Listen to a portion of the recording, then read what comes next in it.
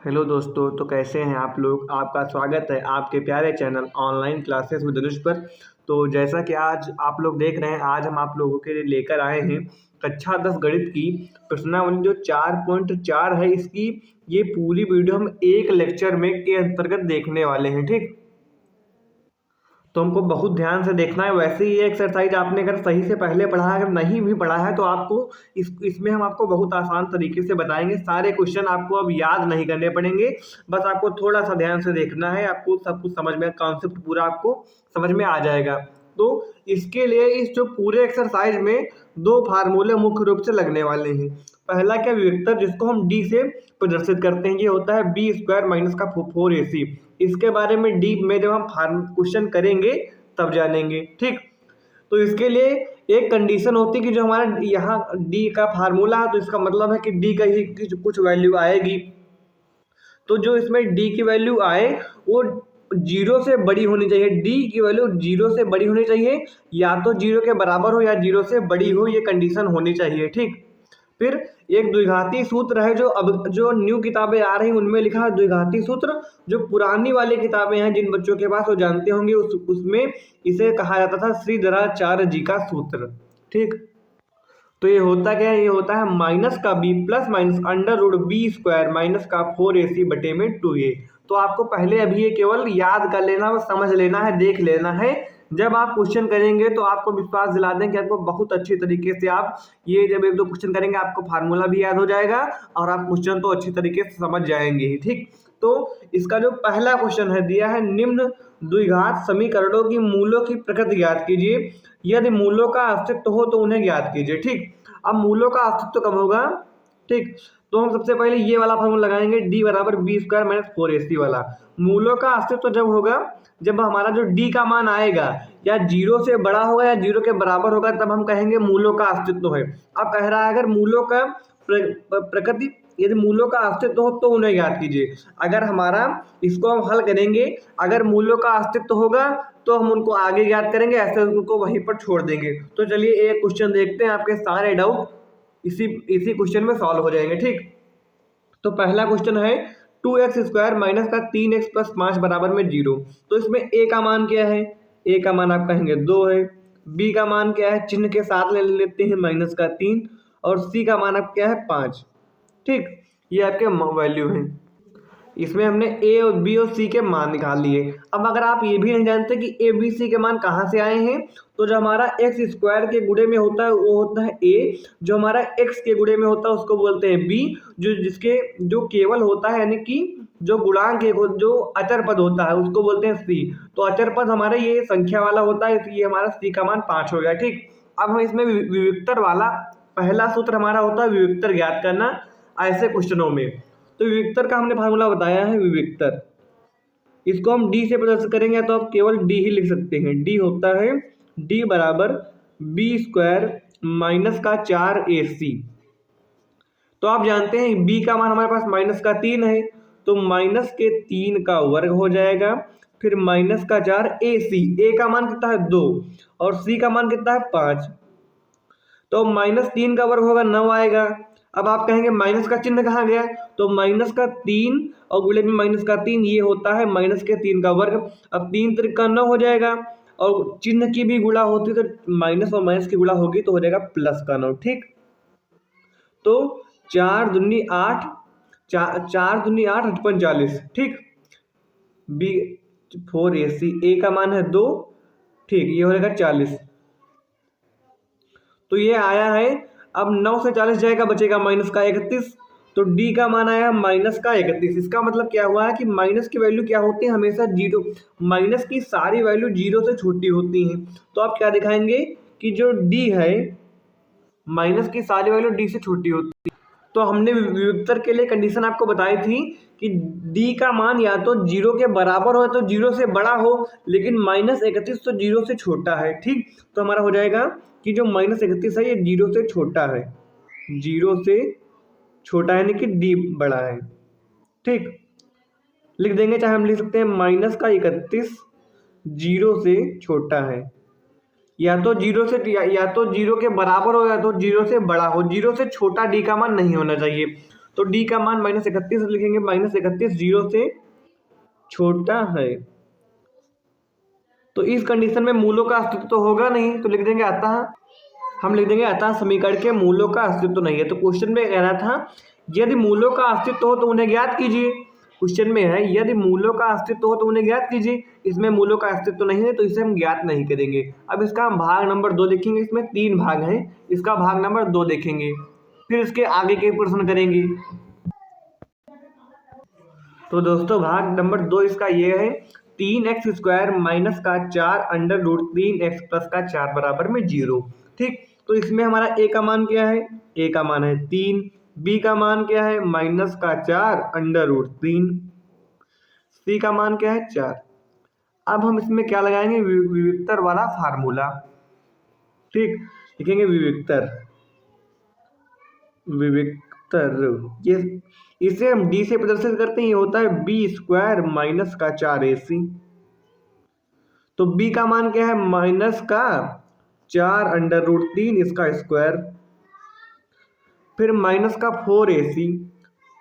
a का मान कितना है 3, c का मान कितना है 4। अब यहाँ पर ध्यान से देखिएगा इसका वर्क कैसे होता है। ठीक, तो आप जानते हैं कि अंडर रूट में जब कोई संख्या हो, जैसे अंडर रूट 3 गुणे अंडर रूट 3, अगर इसको हम 2 बार गुणा करा दें तो हमारी पूरी संख्या बाहर निकल आती है, हमारा अंडर रूट हट जाता है।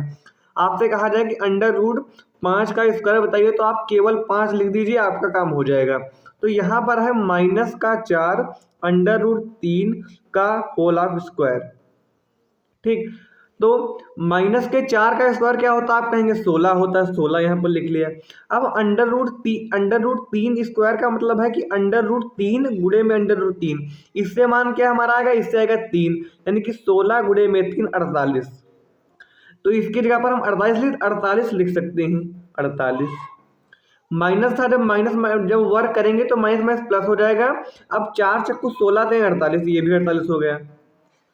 तो d बराबर आ जाएगा 0, ये कट जाएगा, d बराबर 0। तो हमने बताया था कि d का मान या तो 0 हो या तो 0 से बड़ा हो, तो d का मान 0 आ रहा है। इस कंडीशन में हम कहेंगे कि अतः मूलों का अस्तित्व है। ठीक, अतः समीकरण के मूलों का अस्तित्व है। ठीक, अब जब कह रहा था, आपके प्रश्न में कह रहा था कि अगर समीकरण के मूलों का अस्तित्व हो तो उन्हें ज्ञात भी करना है, तो ज्ञात कैसे करेंगे, अपना द्विघाती सूत्र लगाएंगे। द्विघाती सूत्र क्या था ये देख लीजिए, फिर हम आगे अगले पेज पर इसका प्रयोग करेंगे। ये आप इतना नोट कर लीजिए, चाहे स्क्रीनशॉट ले लीजिए, फिर हम अगले पेज पर करते हैं। ठीक, तो हमारा द्विघाती सूत्र क्या होता है आपने अभी देखा, आप बताएंगे द्विघाती सूत्र आप कमेंट में लिखिए, हम जान जाएंगे कि आपको आता है। द्विघाती सूत्र आप इसको x से प्रदर्शित करते हैं, ये क्या होता है माइनस का b plus minus b² minus का 4ac। ठीक, अपान में क्या होता है 2a। तो अगर आप क्वेश्चन में देखें कि हमने b² माइनस 4ac पहले ही लिखा लिया था, यहाँ पर आप देखेंगे, आपको अगले पेज पर दिखा रहे हैं, ये आपके आने वाले क्वेश्चन है जो आपको अगले बार में करने हैं। ठीक, तो ये है आपका पहले वाला, हमने b² माइनस 4ac को हल किया था तो हमारा 0 आया था। ठीक, b² माइनस 4ac को हल किया तो 0 आया था। क्या हम b² माइनस 4ac की जगह पर 0 रख सकते हैं? अगर हम हल करेंगे तब भी वही बात आएगी, हम एक बार हल कर चुके हैं तो अगली बार हम क्यों हल करें। ठीक, हमारा a का मान है 3, b का मान है माइनस का 4 अंडर रूट 3, c का मान है 4। ये आपको अगले पेज पर भी रखने होंगे, इसीलिए हमने आपको बता दिया। ये रहा यहाँ पर, तो x बराबर, अब b का मान क्या है, b का मान है, ये माइनस का चिन्ह पहले से पहले लगा देंगे, b का मान है माइनस का 4 अंडर रूट 3, फिर प्लस माइनस इसकी जगह पर आया है 0, तो रूट में 0 बटे में 2a, a का मान है 3, आप देख लीजिएगा, हमको याद है। x बराबर माइनस माइनस हो जाएगा प्लस 4 रूट 3 प्लस में 0। अब किसी संख्या में अगर 0 जोड़ देंगे तो बात वही हो जाएगी, चाहे जोड़े चाहे घटाएं। अब ये प्लस माइनस का मतलब है एक बार जोड़ो एक बार घटाओ, चाहे इसको हम जोड़े तब भी वही आएगा, घटाए तब भी हो जाएगा, तो इसको हम हटा सकते हैं।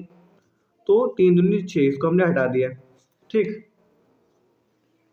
अब क्या इसको हम काट देंगे, 2 दूनी 4, 2 तियाँ 6, तो ये आ जाएगा 2√3/3।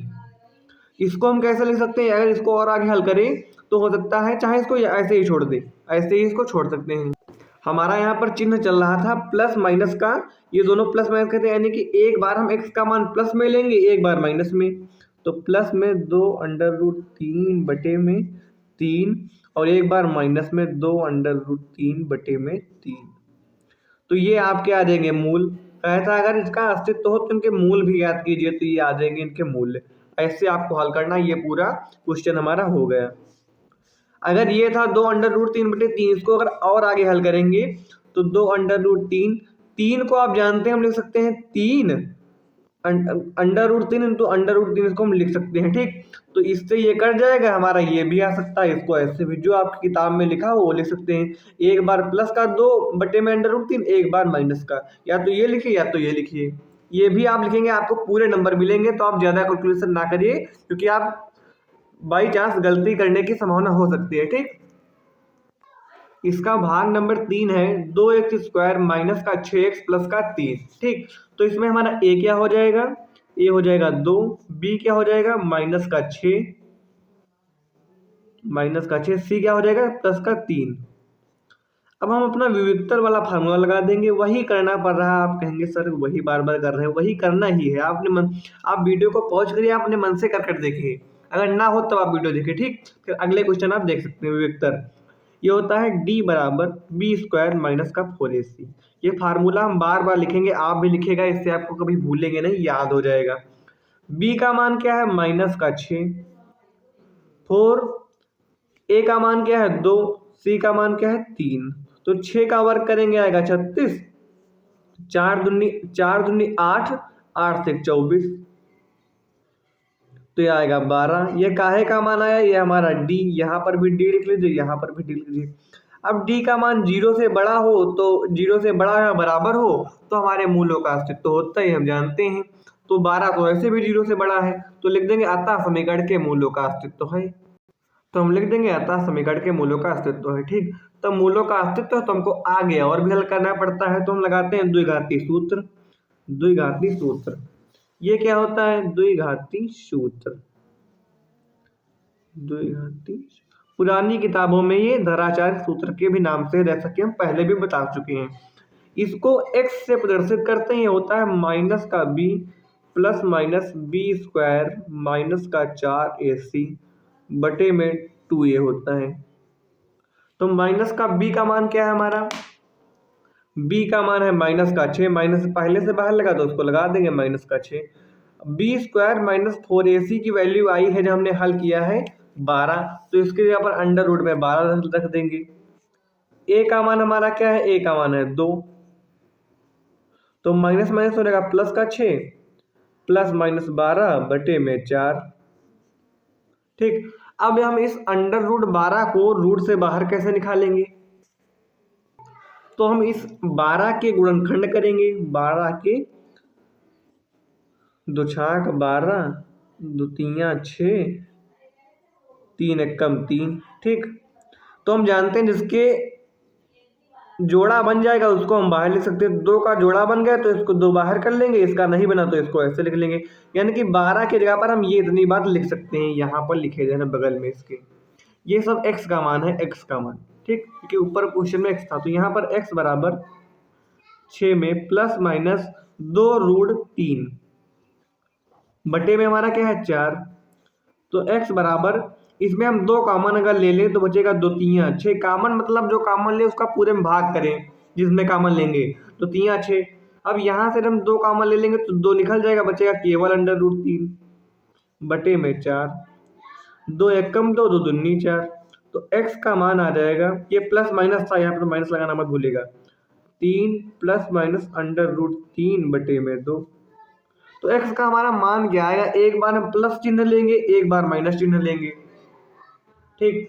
तो जब प्लस लेंगे तो हमारा मान ये प्लस में आ जाएगा, तो x एक बार आ जाएगा। यहाँ पर लिखेंगे प्लस लेने पर।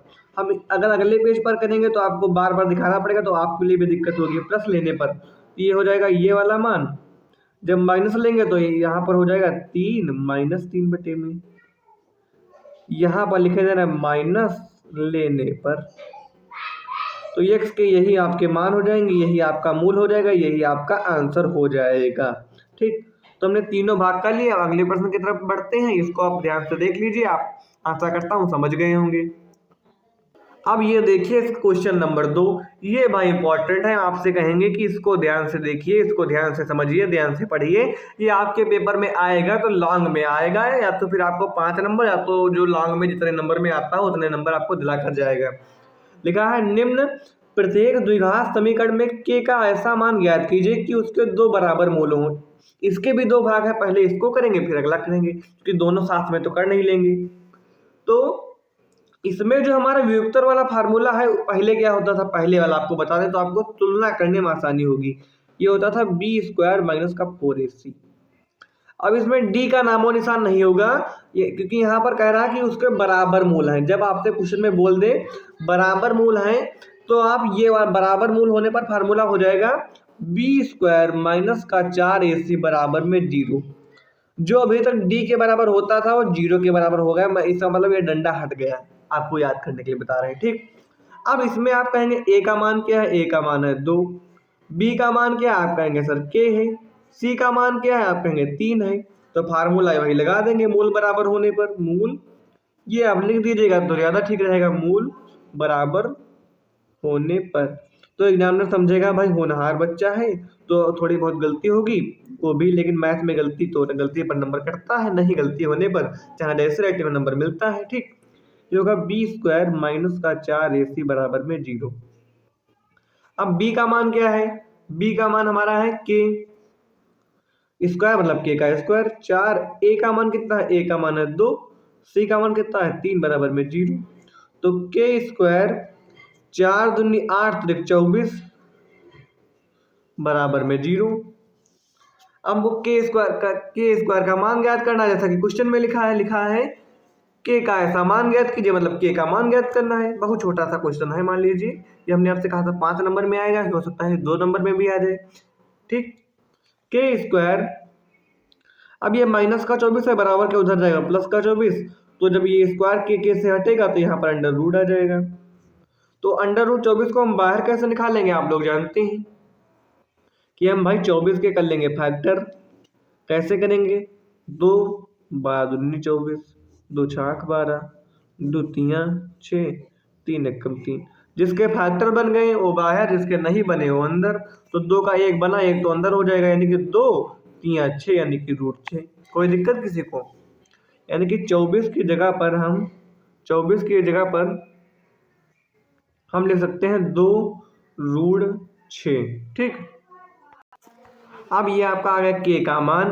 अब इसको आप के का मान प्लस माइनस भी लिख सकते हैं, क्योंकि रूट हमेशा रूट के पहले वैल्यू प्लस माइनस दोनों में हो सकती है। इसको आप ऐसे भी लिख सकते हैं, चाहे ऐसे ही छोड़ सकते हैं, कोई दिक्कत नहीं। तो ये आपका एक क्वेश्चन हो गया। दूसरा भाग हमारा क्या है, अभी आपको दिखा रहे हैं। ये क्वेश्चन आपका दूसरा है, के एक्स ब्रैकेट में एक्स माइनस का 2 प्लस का 6। तो के एक्स के अंदर गुणा कराएंगे।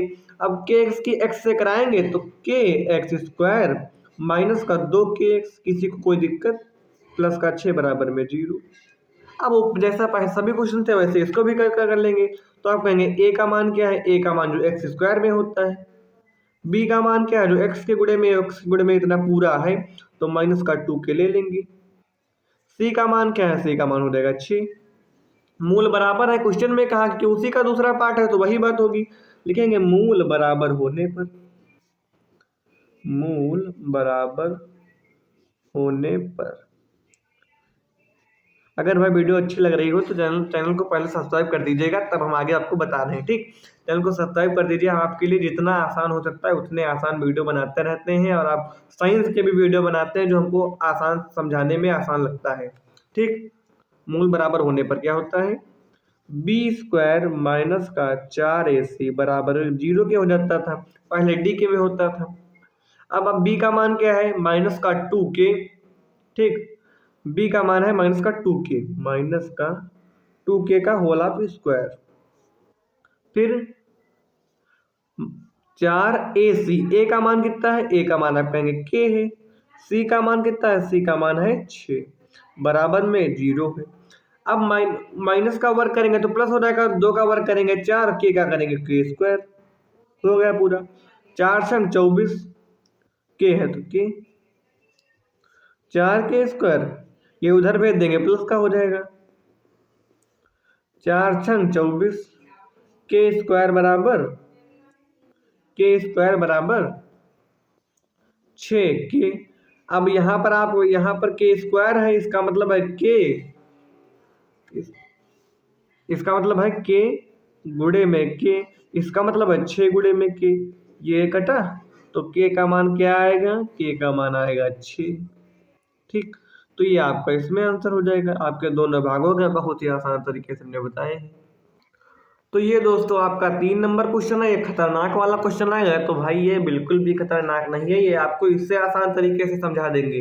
ठीक, ये आम की बगिया वाला प्रश्न है। आम तो मीठे होते हैं तो इसका मतलब अच्छे ही होंगे। ठीक, लिखा है क्या एक ऐसी आम की बगिया बनाना संभव है। आपसे पूछ रहा है कि ऐसी आम की बगिया बनाना संभव है। कुछ डाटा दिया है जिसकी लंबाई चौड़ाई से दोगुनी हो। अब बाग कैसी होती है, ये मान लीजिए बाग है 10 बीघा की है।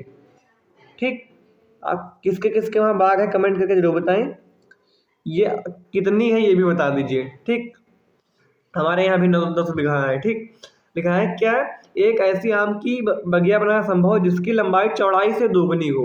अब इसमें लंबाई कौन सी है आप कहेंगे ये, चौड़ाई कौन सी है नीचे वाली। क्या रहा है, लंबाई चौड़ाई से दोगुनी हो। कौन दोगुनी हो, लंबाई, यानी कि इसको दोगुनी कर देंगे। मान लीजिए x मान लेंगे, चौड़ाई को हम x मान लेंगे तो इसको दोगुनी कर दिया। लंबाई चौड़ाई से दोगुनी हो, चौड़ाई हमारी x है तो इससे दोगुनी कर दिया। तो हम भाई मान लेंगे, ऐसे थोड़ी कर देंगे, मान लेंगे माना चौड़ाई, माना चौड़ाई क्या मान लेंगे x, तो लंबाई क्या हो जाएगी क्वेश्चन के अनुसार दोगुनी कर दिया है हमने, 2x हो जाएगी। उसका क्षेत्रफल 800 वर्ग मीटर है यदि हो, कहता क्या संभव है यदि हो, अगर संभव हो तो उसकी लंबाई चौड़ाई ज्ञात कीजिए। क्या संभव है, यहाँ पे संभव है। लिखा है उसका क्षेत्रफल 800 वर्ग मीटर हो, तो आप देखेंगे हमारी बाग जो है ये आयताकार है, तो क्या लगा देंगे आयत का क्षेत्रफल, आयत का क्षेत्रफल या बाग का क्षेत्रफल लिख देंगे, क्योंकि क्वेश्चन में हमको कहीं आयत लिखा तो है नहीं, बाग का क्षेत्रफल। बाग मुख्य रूप से जो होती हैं आयताकार ही होती हैं। ये होता है लंबाई गुणे चौड़ाई, लंबाई गुणे चौड़ाई। लंबाई कितनी है x, चौड़ाई कितनी है 2x, क्षेत्रफल पूरे का कितना है 800। बस हो गया क्वेश्चन। 800 x की गुणा x स्क्वायर 2 है तो आगे लगा देंगे। ठीक, 2 चक्कू 8, ये हो जाएगा 400 बराबर x स्क्वायर, चाहे x स्क्वायर बराबर 400, कोई दिक्कत। अब आप जानते हैं कि इसको यहाँ से स्क्वायर हटेगा, यहाँ पर अंडर रूट में आ जाएगा, तो अगर 400 को इसको हल करेंगे तो आ जाएगा 20, यानी कि x का मान आया 20। तो हमने x को क्या माना था, हमको ज्ञात क्या करना था, लंबाई चौड़ाई, तो हमने चौड़ाई माना था x को, तो अतः बाग की चौड़ाई लिखेंगे अतः बाग की चौड़ाई, बाग की चौड़ाई, चौड़ाई क्या है x क्या है 20 20 मीटर। लंबाई क्या हो जाएगी, लंबाई हमने दोगुनी मानी थी, हमने मानी नहीं थी, क्वेश्चन में कह रहा था 2x, x का मान क्या है 20, 2 गुणे में 20 यानी कि 40 मीटर। आपका क्वेश्चन हो गया आंसर। ठीक, ये तो उससे भी आसान लगा हो तो प्लीज कमेंट में लिखिए कि हाँ भाई ये आसान है। अब देखिए क्वेश्चन नंबर 4 दिया है, क्या निम्न इससे संभव है, यदि है तो उनकी वर्तमान आयु ज्ञात कीजिए। किनकी, नीचे दिया है 2 भाई मित्र हैं, बहुत गहरे मित्र हैं, उनकी आयु का योग 20 वर्ष है। अगर उनकी आयु जोड़ दी जाए, जैसे मान लीजिए एक है 10 साल का, दूसरा 10 साल का हो, या तो एक हो 8 साल का, दूसरा मतलब 20 होना चाहिए, जहाँ जैसे होना चाहिए। ठीक, आयु का योग 20 वर्ष है, 4 वर्ष पूर्व उनकी आयु का गुणनफल 48 था। क्या ऐसा संभव है, तो आप कहेंगे नहीं है। क्यों नहीं है, क्योंकि पहले तो हो गया है, फिर कह रहा है 4 वर्ष पूर्व उनकी आयु का गुणनफल। जैसे मान ले कि हाँ 2 मित्र हैं, एक है x एक है y, उनकी वर्तमान आयु मतलब वर्तमान दो मित्रों की आयु का योग 20 है, ये हो गया 20। ठीक, 4 वर्ष पूर्व यानी कि 4 वर्ष पूर्व उनकी आयु का गुणनफल गुणा कर देंगे, पहले हम करके देख रहे हैं फिर आपको बता देंगे। ठीक, गुणनफल 48 था, ये ब्रैकेट 4 चक्कू 16, 4 चक्कू 16, चलिए हम करके देख ले तब आपको बताएंगे। देखिए आप कहेंगे संभव नहीं है, बहुत से टीचर बता देंगे संभव नहीं है, आपको थोड़ा थोड़ा बता देंगे। हमने किया है पूरा, मतलब हमने आपको किया है। देखिए कह रहा था दो मित्रों की आयु का योग 20 है। ठीक, तो हमने आयु का योग 20 कर लिया, इसको समीकरण 1 बना लेंगे। फिर कह रहा था 4 वर्ष पूरे यानी कि इसको हम एक्स को 4 साल घटा देंगे एक, और इसको भी 4 से मतलब 4 साल घटा देंगे। आप ऐसे आपको मतलब ले समझा दे रहे हैं। फिर इसकी गुणा कराएंगे, 4 से कुछ 16 हो जाएगा, फिर 4 की वजह से 4y 4x 4y xy। ठीक, फिर ये 16 को उधर भेज देंगे, ये 16 इधर प्लस का उधर माइनस का हो जाएगा।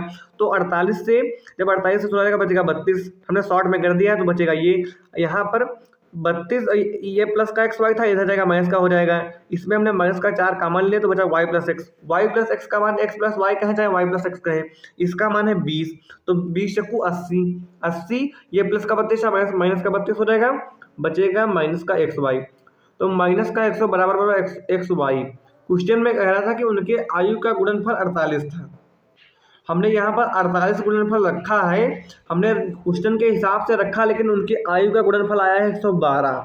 इसका मतलब क्या हुआ कि यह स्थिति संभव नहीं है। हमने जो क्वेश्चन ने डाटा दिया उस हिसाब से पूरा हल किया तो आया क्या है कि उनकी आयु का गुणनफल 112, क्वेश्चन में कह रहा था 48 है। इसका मतलब कि जो ये स्थिति हमको दी है ये गलत है या संभव नहीं है। तो क्या लिखेंगे, ये आप चाहे अपने कापी में दिखा देना, उनकी आयु का गुणनफल हम क्या लिख लेंगे, यह स्थिति संभव नहीं क्योंकि प्रश्न में दोनों मित्र जो हैं इनकी 4 वर्ष पहले की आयु 48 बता रहा है, लेकिन इसे हल करने पर 112 प्राप्त हो रहा था। उपरोक्त स्थिति संभव नहीं। आप इसको समीकरण 1 बना लेंगे, इसको समीकरण 2 बना लेंगे, आप समझ गए होंगे तो हल कर लेंगे। फिलहाल हमने ज़्यादा गंदा नहीं लिखा, हमारी राइटिंग ही ऐसी है, हमने अपने लिए रफ कार्य किया था अपने समझ में आने के लिए। आप भी इंटेलिजेंट हैं, आप समझ जाएंगे।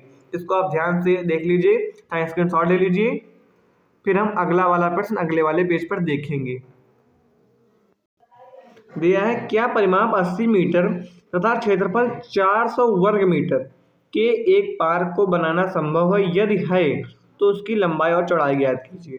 अब मान लीजिए ये हम आपके लिए पार्क, अच्छा सा पार्क बनाए दे रहे हैं, ये आपकी स्कूल का पार्क हो सकता है या कहीं का भी आप पार्क मान लीजिए। ठीक, कह रहा है यदि उसकी लंबाई चौड़ाई ज्ञात कीजिए, तो आपको जब कुछ पता नहीं तो हम यही मान लेंगे, माना लिख लेंगे यहाँ पर। वैसे कहेगा तुमको तो सब पता ही, मानना पार्क की। भाई हमारी राइटिंग थोड़ी कम अच्छी है, आप समझ लीजिए, अपने मन से कर लीजिएगा। पार्क की लंबाई क्या मान लेंगे x मीटर, चौड़ाई क्या मान लेंगे हम y मीटर।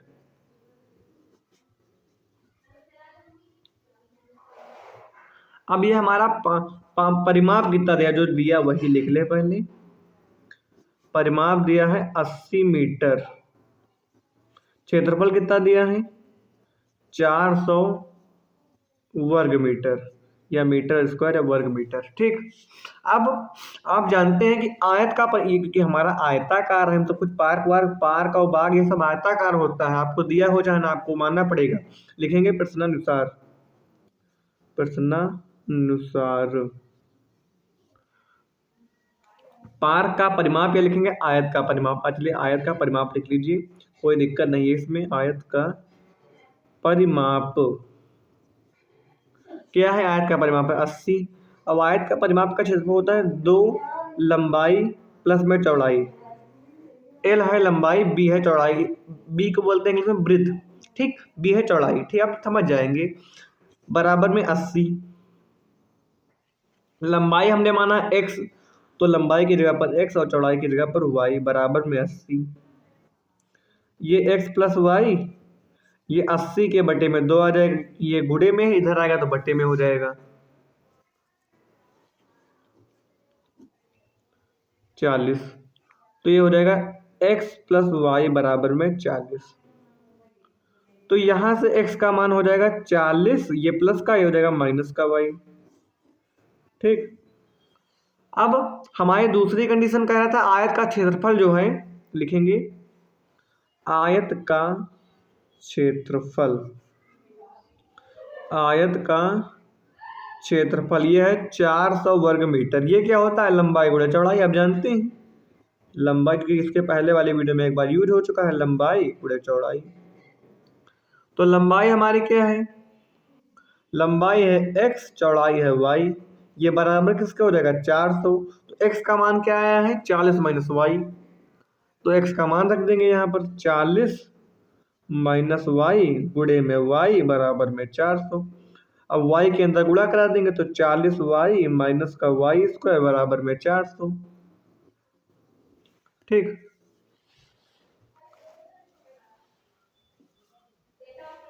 ये माइनस वाई को बाहर आगे ले लेंगे, ये प्लस का 40y, ये माइनस का 400 हो जाएगा, बराबर के इधर आएगा, ये बराबर में 0। अब माइनस को हटाने के लिए माइनस से पूरे हम गुणा कर देंगे, तो जब लिखेंगे माइनस से गुणा करने पर, चाहे लिख सकते हैं माइनस कॉमन लेने पर, गुणा करने पर माइनस से गुणा जब वाई इसमें करेंगे तो हो जाएगा ये प्लस का, ये हो जाएगा माइनस का, मतलब जहाँ पर प्लस है वहाँ पर माइनस, जहाँ माइनस है वहाँ पर प्लस, प्लस का 400।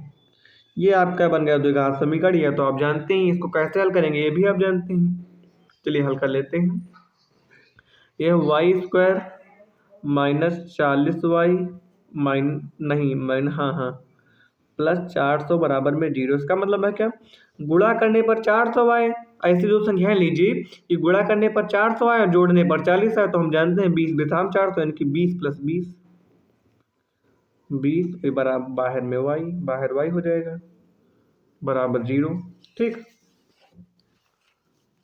तो वाई स्क्वायर ये माइनस से खुलेगा तो चिन्ह बदल जाएगा, ये भी माइनस हो जाएगा, आप जानते हैं प्लस 400।